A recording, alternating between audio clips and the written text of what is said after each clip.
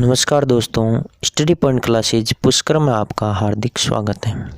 हम आपके लिए लेकर आए हैं हिंदी व्याकरण की बेहतरीन जानकारी, जो कि एग्ज़ाम की दृष्टि से आपके लिए अत्यंत ही महत्वपूर्ण साबित होगी। अगर आपको ये वीडियो पसंद आए तो हमारे चैनल को लाइक, शेयर एंड सब्सक्राइब करें तथा साथ ही बेल आइकन पर क्लिक करना ना भूलें, ताकि हमारे नए वीडियो के अपडेट्स आपको सबसे पहले मिल सकें। तो चलिए शुरू करते हैं आज का ये वीडियो। नमस्कार दोस्तों, स्टडी पॉइंट क्लासेज पुष्कर में आपका स्वागत है।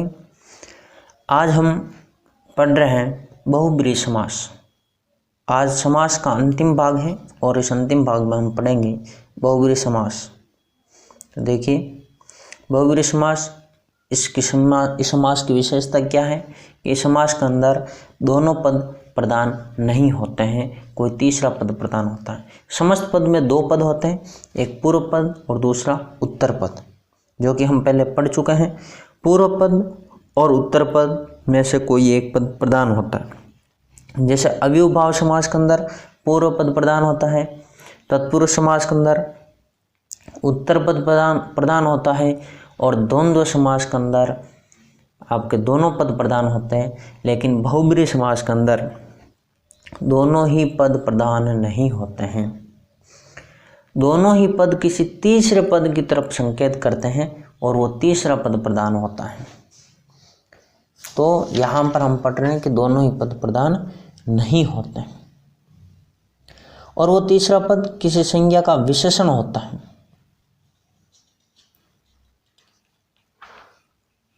किस संज्ञा का वो विशेषण होगा,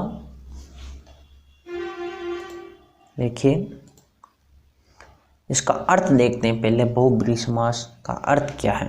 अर्थ, बहु शब्द आया है और बहु का अर्थ होता है बहुत। बहु आया, यहाँ पर आया हुआ बहु, और बहु का अर्थ होता है बहुत। व्रीहि, व्रीहि का अर्थ है धान या धान्य या अनाज वाला। बहुत सारे, तो ऐसा इसका अर्थ हो जाएगा बहुत सारा अनाज वाला। तो यहाँ पर जो अनाज अर्थ है वो धान्य, यानी धान्य का अर्थ यहाँ पर संपत्ति से लिया गया है। सॉरी, यहाँ पर धान्य का अर्थ से लिया गया है। बहुब्रीहि, बहुत से धान्य वाला व्यक्ति अर्थात संपन्न व्यक्ति। बहुब्रीहि का अर्थ जो शाब्दिक अर्थ है वो यही है, बहुत से धान्य वाला व्यक्ति अर्थात संपन्न व्यक्ति, जिसमें किसी प्रकार कोई कमी न हो। तो हम बहुब्रीहि समास की परिभाषा क्या दे सकते हैं। जिस समास में समस्त पद या दोनों पदों में कोई भी पद प्रधान न हो, जिस समास के जो दोनों पद हैं, जिस समास के समस्त पद यानी कि समस्त पद के जो दोनों पद हैं में कोई भी पद प्रधान न हो, बल्कि तीसरा या अन्य पद प्रधान होता है, और जो अपने पदों से भिन्न किसी संज्ञा का विशेषण होता है, अपने पदों से भिन्न किसी संज्ञा का विशेषण होता है, उसे बहुब्रीहि समास कहते हैं। यहाँ पर हम देख रहे हैं जो समस्त पद है, समस्त पद के अंदर दो पद होते हैं, पूर्व पद और उत्तर पद। उन दोनों पदों में कोई भी पद प्रधान न हो, बल्कि तीसरा अन्य पद प्रधान होता है, यानी और वो तीसरा जो अन्य पद है किसी संज्ञा का विशेषण होता है। वो तीसरा जो पद है वो क्या होगा, किसी संज्ञा का विशेषण होगा। तो उसे हम बहुब्रीहि समास कहते हैं।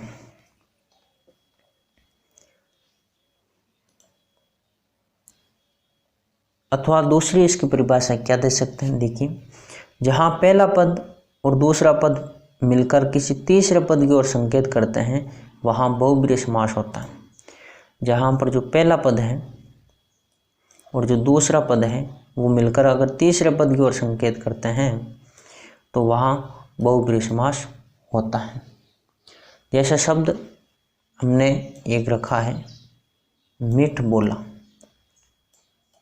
मीठ और बोला। यहाँ पर हमारे पास दो शब्द है, एक तो मीठा और दूसरा बोला। मीठ बोला, तो यहाँ पर शब्द बन रहा है मीठ बोला, मीठा बोलने वाला, अर्थात मीठ बोला। या मीठ बोला के अनेक पर्याय दे सकते हैं। तो यहाँ पर जो मीठ बोला जो शब्द है, तो न तो यहाँ पर मीठा से कोई अर्थ निकल रहा, न बोला से निकल रहा। तीसरा अर्थ किसी व्यक्ति की संज्ञा के रूप में ये प्रयुक्त हो रहा है, किसी की विशेषता बताने के लिए प्रयुक्त हो रहा है, विशेषण के रूप में आ रहा है मीठ बोला, इसलिए यहाँ पर ये बहुब्रीहि समास होगा। तो इसमें न तो मीठा प्रधान है और न बोलना प्रधान है, बल्कि एक तीसरा विशेषण जो बन रहा है वो प्रधान है। और यहाँ पर हम देख रहे हैं जो मीठ बोला के अंदर जो पहला जो पद है वो मीठा है, जो विशेषण के रूप में है, और दूसरा बोला, बोला की विशेषता, मीठा बोलने वाला बता रहा। तो यहाँ पर हम बहुब्रीहि समास के प्रकार भी देखेंगे। एक तो कार्य के भेद के आधार पर, कार्य के आधार पर समास विग्रह करते समय विभक्ति चिन्ह अगर आते हैं जिसमें दोनों ही पद प्रधान नहीं होते हैं और तीसरा पद प्रधान होता है, तो वहाँ पर उन विभक्ति चिन्हों का आधार पर हम बहुब्रीहि समास को विभक्ति आधार पर बांट सकते हैं। जैसे क्रम बहुब्रीहि, करण बहुब्रीहि, संप्रदान बहुब्रीहि, अपादान बहुब्रीहि, संबंध बहुब्रीहि और अधिकरण बहुब्रीहि समास। क्रम बहुब्रीहि समास के जो उदाहरण हैं वो ज़्यादातर संस्कृत में मिलते हैं और संस्कृत के उदाहरण हम हिंदी में देते हैं। जैसे हम कलह प्रिय, कलह को प्रिय मानने वाला, ये क्रम बहुब्रीहि को है, बहुब्रीहि का उदाहरण है, को विभक्ति आई हुई है। उसी प्रकार अगर हम एक और उदाहरण लेवें, कृत कार्य, किया गया है कार्य जिसके द्वारा, तो वो कृत कार्य के द्वारा, करण विभक्ति के द्वारा यहाँ पर आ रहा है, द्वारा शब्द का बोध हो रहा है, तो वहाँ पर करण बहुब्रीहि समास कह सकते हैं। उपहृत पशु, अगला उदाहरण लेंगे, उपहृत पशु। उपहृत पशु के अंदर हम देख रहे हैं कि उपहार में दिया गया है पशु जिसके लिए, तो संप्रदान के लिए आ रहा है। अपादान बहुब्रीहि, विमल, हट गया मेल जहाँ से, अलग होने का भाव हो रहा, तो अपादान बहुब्रीहि। फिर है चतुर्भुज, चार है भुजा जिनके, तो यहाँ पर संबंध का बोध हो रहा, तो संबंध बहुब्रीहि समास होगा। और हम एक उदाहरण और देखेंगे, अलोना, नहीं है नोन जिसमें, अधिकरण में पर अंदर होने का बोध, अलोना जो शब्द है नहीं है नोन जिसमें का यहाँ पर बोध हो रहा है, तो यहाँ पर अधिकरण में पर का बोध हो रहा। तो इन विभक्ति चिन्हों के आधार पर भी अगर इनका प्रयोग होता हो और उसमें बहुब्रीहि समास हो, तो उन विभक्ति चिन्हों के नाम के आधार पर हम समास के अलग अलग भेद कर सकते हैं। इसके अलावा भी समास में कौन सा आपके पद प्रधान है, पहले पद में विशेषण है या उत्तर पद में विशेषण, जो कि हम पढ़ते आए हैं, या फिर विशेषण दूसरे पद में है। तो विशेषण अगर पहले पद में उसको हम विशेषण पूर्व पद बहुब्रीहि समास, अगर विशेषण यहाँ होता दूसरे पद में तो हम उसको विशेषण उत्तर पद बहुब्रीहि समास कहते हैं। जैसे यहाँ पर हम कह सकते हैं, इसे उदाहरण देखेंगे, चंद्रमुखी शब्द है, एक चंद्रमुखी, तो यहाँ पर जो चंद्रमुखी जो शब्द है, यहाँ पर देखिए चंद्रमुखी, चंद्रमुखी जो शब्द है वह आपके एक अलग ही चंद्रमा के समान मुख वाला है जो, या वाली है जो। फिर सूर्यमुखी, सूर्य के समान है मुख जिसका। तो यहाँ पर हम देख रहे हैं कि एक उपमान है और दूसरा उपमेय है। तो यहाँ पर उपमान कौन है और उपमेय कौन है? यहाँ पर मुख का उपमान चंद्रमा है, तो यहाँ पर हम कह सकते हैं जो उपमान पहले आया हुआ है, तो उपमान पूर्व पद बहुब्रीहि समास इसमें है। और वैसे हम विशेषण की बात कर रहे थे, तो शब्द रख सकते हैं।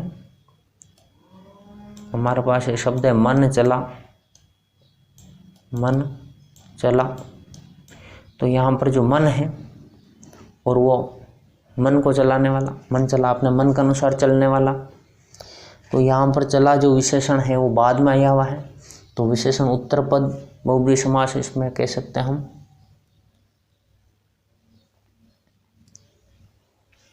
तो यहाँ हम आपके विशेषण का आधार पर, उपमान का आधार पर बहुब्रीहि समास के भेद कर सकते हैं। जैसे हमने न्य तत्पुरुष समास पढ़ा था, तो इसमें भी हम उस न्य का अर्थ अब ए या अन का आना होता है। तो यहाँ अगर बहुब्रीहि समास में भी ए या अन आया हुआ तो वहाँ न्य बहुब्रीहि समास हो सकता है। जैसे अनाथ, न है नाथ जिसका, वो अनाथ हुआ। न है नाथ जिसका, वो अनाथ। यहाँ पर ए आया हुआ है नकारात्मक, तो न्य आपके बहुब्रीहि समास इसमें होगा। अगर पहले संख्या भी आई हुई है और तीसरा अर्थ प्रदान होता, तीसरा पद प्रदान होता हो, या किसी संज्ञा विशेषण रूप में पद बन रहा हो, तो वहाँ पर संख्या के आधार पर हम कह सकते हैं कि संख्या पूर्व पद बहुब्रीहि या संख्या उत्तर पद बहुब्रीहि। जैसे शब्द लिया हमने त्रिभुज, 3 भुजों का समूह है जो, तो यहाँ पर समूह की बात हो गई तो द्विगु समास हो गया। लेकिन अगर हम इसी तरह से बात करें, हम इसको इस तरह से रखें कि 3 भुजाएं हैं जिसके, तो यहाँ पर बहुब्रीहि समास हो गया। जैसे दशमुख है जिसके, तो यहाँ पर संख्या के द्वारा विशेषता बताई जा रही है, तो संख्या पहले आई हुई दशमुख के अंदर। जैसे शब्द है दशमुख, संख्या पहले है तो संख्या पूर्व पद तत्पुरुष या आपके बहुब्रीहि समास।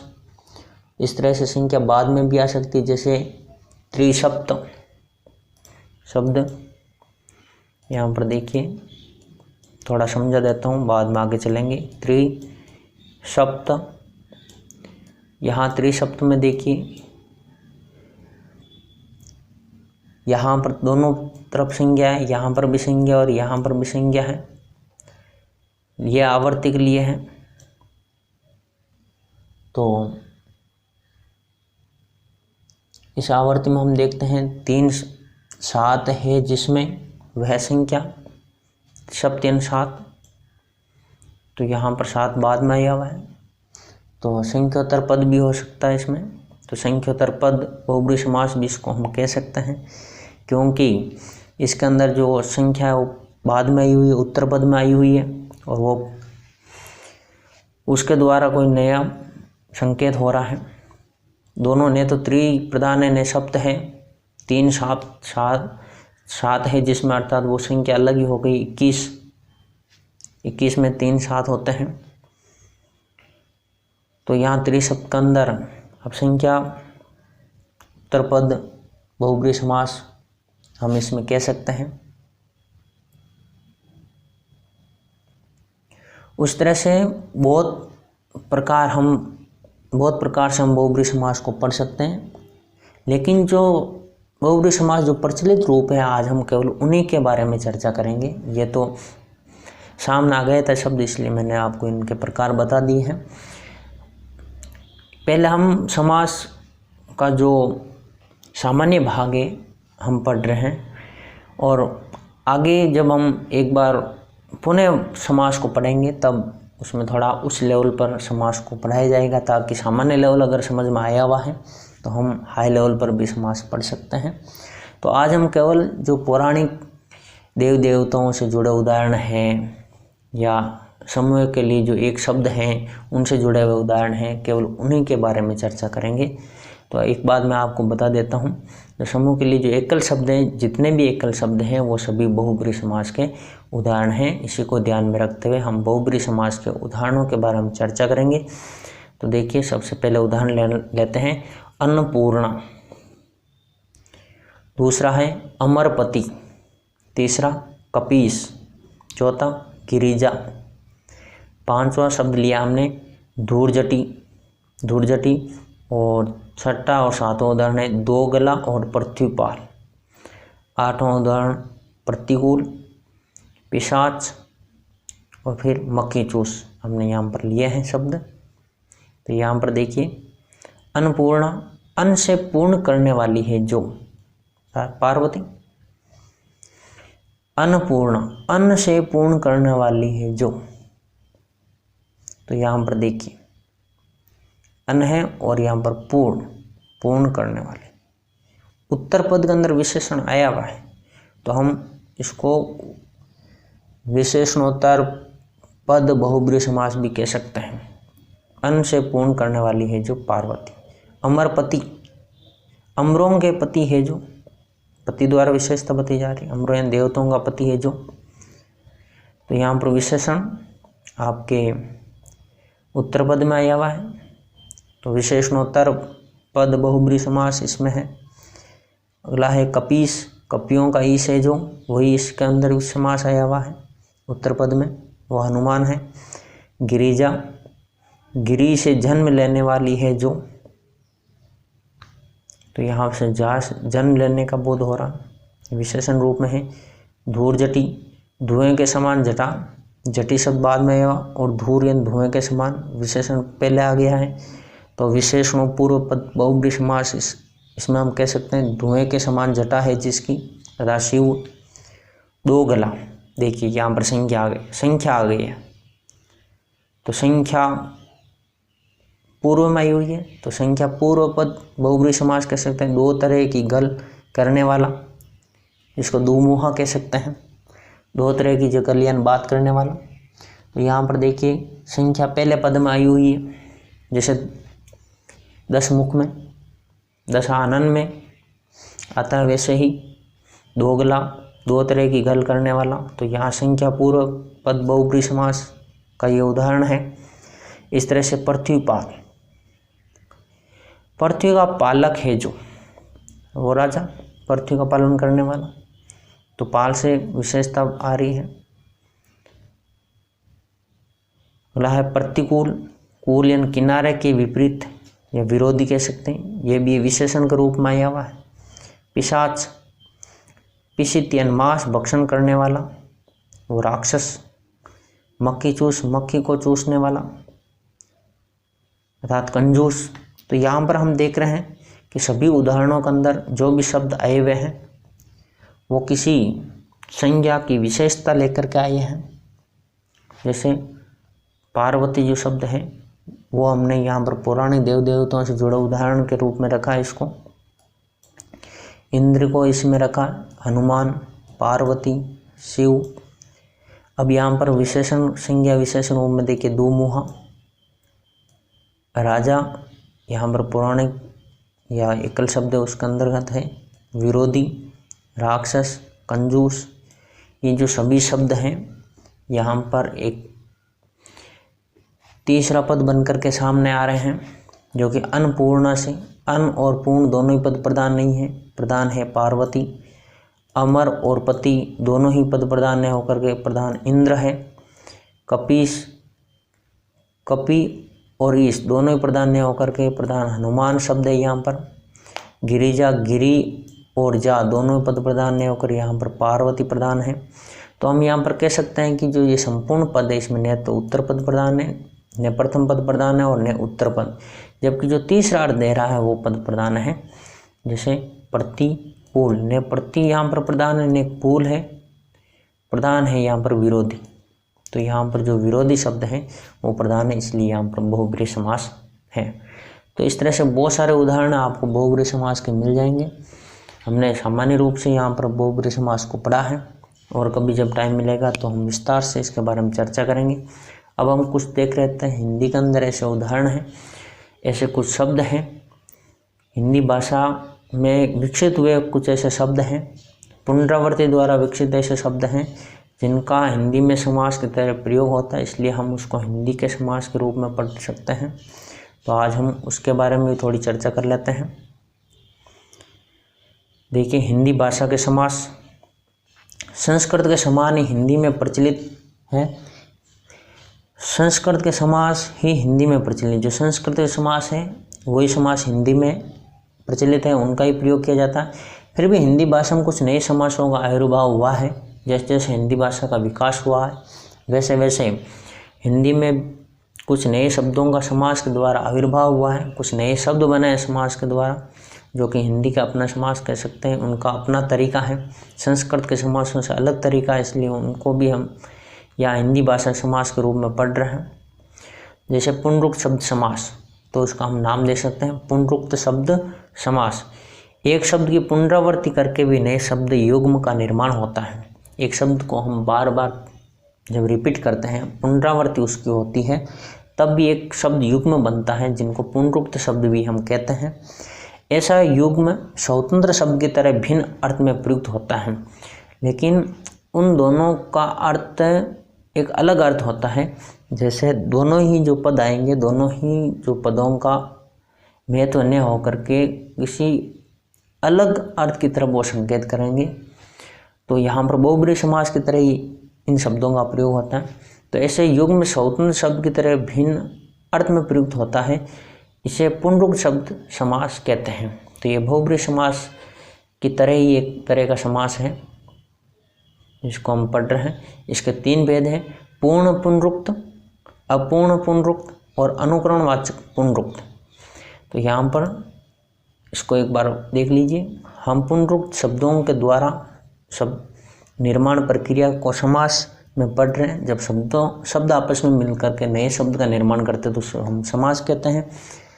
इसलिए इस शब्द निर्माण प्रक्रिया को हमने समास नाम दिया है और समास का नाम रखा पुनरुक्त शब्द समास। और पुनरुक्त शब्द समास उस समास को कहते हैं जिसमें पुनरुक्त शब्दों के द्वारा नए शब्द का निर्माण होता है। तो पुनरावृत्ति करके भी नए शब्द युग्म का निर्माण होता है।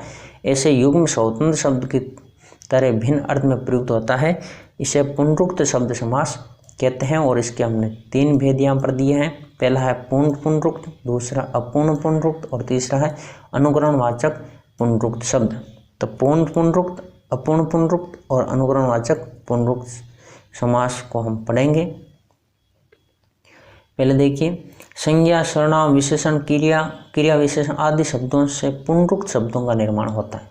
तो हम सबसे पहले ये देख लेते हैं कि पुनरुक्त शब्दों का निर्माण होता किससे। तो संज्ञा, सर्वनाम, विशेषण, क्रिया और क्रिया विशेषण, इन सभी शब्दों से मिलकर के पुनरुक्त शब्दों का निर्माण होता है। और इसमें एक निरर्थक शब्द भी है। जैसे यहाँ पर देखिए, संज्ञा गांव गांव, भाई भाई, आदमी आदमी, गली गली, रंग रंग आदि। सर्वनाम जो जो, कौन कौन, कोई कोई आदि। क्रिया आते आते, हंसते हंसते, जा जाकर, देखते देखते आदि। विशेषण काले काले, बड़े बड़े, फीकी फीकी, नए नए, पक्के पक्के आदि। क्रिया विशेषण धीरे धीरे, नीचे नीचे, ऊपर ऊपर, हाय हाय आदि। तो यहाँ हम देख रहे हैं कि संज्ञा, सर्वनाम, विशेषण, क्रिया, क्रिया विशेषण आदि जो शब्द है वो पुनरुक्त शब्दों का निर्माण करते हैं। जैसे संज्ञा से गांव गांव, भाई भाई, आदमी आदमी, गली गली, रंग रंग, तो ये जो पुनरुक्त शब्द है एक ही शब्द से मिलकर के बना। दूसरा सर्वनाम जो जो, ये भी एक सर्वनाम एक ही शब्दों से मिलकर बना, कौन कौन, कोई कोई आदि। क्रिया आते आते, एक तरह का शब्द है, हंसते हंसते, जा जाकर, देखते देखते, ये एक तरह के शब्द हैं। विशेषण भी एक जैसे शब्द हैं, जैसे काले काले, बड़े बड़े, फीकी फीकी, नए नए, पक्के पक्के आदि। वैसे क्रिया विशेषण भी एक जैसे शब्द हैं, धीरे धीरे, नीचे नीचे, ऊपर ऊपर, हाय हाय आदि। पुनरुक्त शब्दों के जो प्रकार हैं उनके बारे में पढ़ रहे हैं। पूर्ण पुनरुक्त, जब कोई एक शब्द एक ही साथ लगातार 2 बार अथवा 3 बार प्रयुक्त होता है तब उन्हें पूर्ण पुनरुक्त शब्द कहते हैं। जैसे देश देश, चलते चलते, जय जय जय आदि। तो जय जय जय ये जो शब्द है वो पूर्ण पुनरुक्त शब्द है और इसको हम पूर्ण पुनरुक्त समास भी कह सकते हैं। देश देश है, चलते चलते हैं, जो कि हमने अभी 5 प्रकार उदाहरण पढ़े थे, उसमें एक जैसे शब्द थे, उन सभी के अंदर पूर्ण पुनरुक्त समास है।